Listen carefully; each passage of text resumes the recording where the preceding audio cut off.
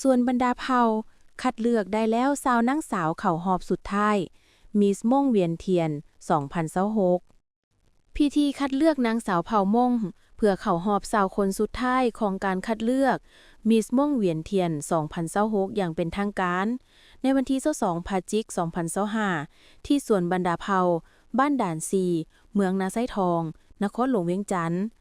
ซึ่งในปีนี้มีนางสาวเผ่าม่งจำนวน29คนมาจากหลายเขตเข้าร่วมการคัดเลือกพร้อมความรู้ความสามารถและกิริยามารยาท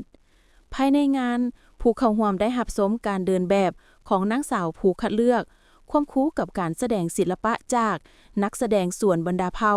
ในบรรยากาศที่เต็มไปด้วยความคึกคืนและเสียงเสียอย่างเบิกบานมวลซืนสำหรับผลการคัดเลือกได้ประกาศรายชื่อนางสาว20คน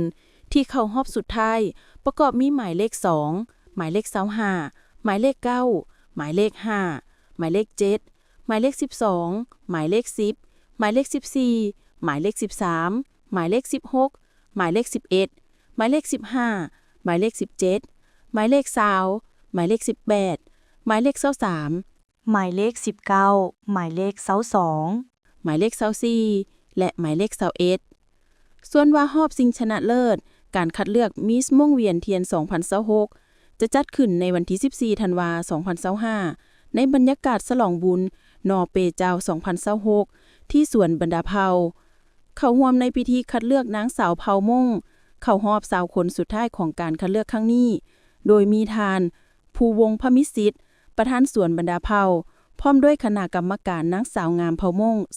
2025และนางสาวงามเผ่าม่งเข้าคัดเลือกนักร้องเสียงดี